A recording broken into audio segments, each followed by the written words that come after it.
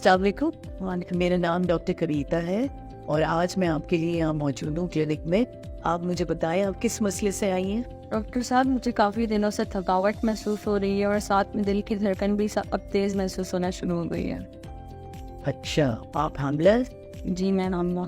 आपकी कौन सा महीना चल रहा है? डॉक्टर साहब, ये तो 28वां हफ्ता चल रहा है मेरे हिसाब से तो, और मेरी माहवारी आखिरी मुझे 9 अप्रैल को हुई थी। जी हाँ, 9 अप्रैल के हिसाब से आपके 28 हफ्ते ही बनते हैं। ये बताएं कि आपके बच्चे कितने हैं? मेरे तो 3 बच्चे हैं। आखिरी बच्चे की उम्र? 1 साल।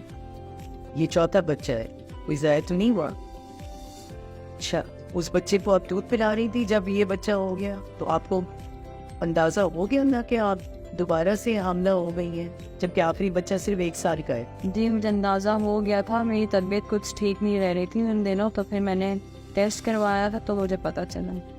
जब आपका आखिरी बच्चा पैदा हुआ था, किसी ने आपको खानदानी मंसूबा बंदी के बारे में नहीं हिदायत दी थी?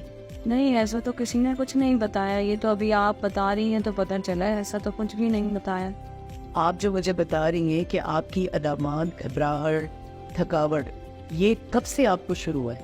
पहले तो मुझे होती थी लेकिन इतनी ज़्यादा नहीं होती थी, लेकिन अब मुझे नॉर्मली काम करने में भी इतना ज़्यादा थकावट महसूस होती है और दिल की धड़कन महसूस होती है। थोड़ा सा चलती है तो सांस फूलने लग जाता है, तो ये बहुत ज़्यादा हो रहा है, 2 महीने से ज़्यादा हो गया है। जब आप हामिला हो गई हैं तो कोई दवाइयाँ आपने शुरू की है? नहीं डॉक्टर साहब, दवाइयाँ कहाँ, इतनी हमारी सतात ही नहीं है कि हम दवाइयाँ ले सकें। मेरा शौहर तो रिक्शा चलाता है। आपने कहीं चेकअप कराया?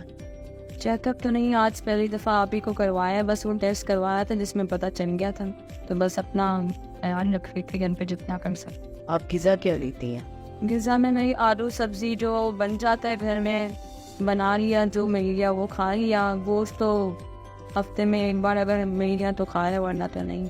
इतनी तो हमारी इस्तिताअत है नहीं कि हम गोश्त भी खा सकें। देखिए, आपसे बातचीत करने के बाद मुझे इस चीज़ का अंदाज़ा हुआ है कि दवाइयाँ आप ले नहीं रहे। आखिरी बच्चा आपका 1 साल का है और आप दोबारा प्रेग्नेंट हो गई हैं, और आपके घर में इतना गोश्त का इस्तेमाल, हरी सब्जियाँ, क्योंकि मैं समझ सकती हूँ आजकल वाकई महंगाई ने इंसान को बहुत परेशान कर दिया है। इनको देखते हुए मैं अंदाज़ा लगा लिया है कि आपको खून की कमी है हमल के साथ।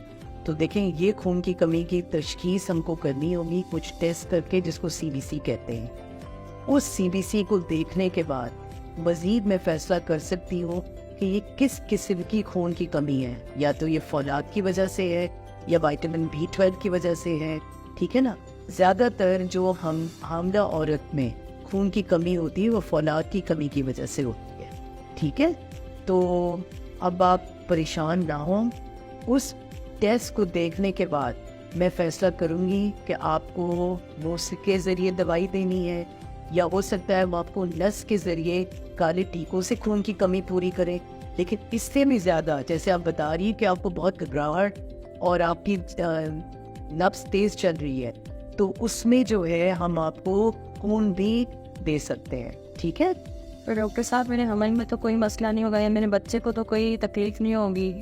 देखिए, अभी तक जो आपने बताया है कि आपको ये अलामात हो रही हैं, तो खून की कमी ने तो अपना दौरान शुरू कर दिया है। हाँ, बच्चे पे कितने असरात मुरतब कर चुकी है, ये हम चेकअप और अल्ट्रासाउंड से बेहतर आपको गाइड कर सकते हैं। दूसरा ये कि मैं आपको बता दूं कि खून की कमी की वजह से बच्चे पे 2 बड़े असरात मुरतब होते हैं। एक ये कि बच्चे की अंदरूनी नशोनुमा कमज़ोर पड़ जाती है, जिसकी वजह से बच्चे का साइज़ माँ के पेट के अंदर ही नहीं बढ़ पाता। दूसरा ये कि पैदाइश के बाद इन बच्चों की ज़हनी नशोनुमा आम बच्चों के मुकाबले में मुतासिर होती है।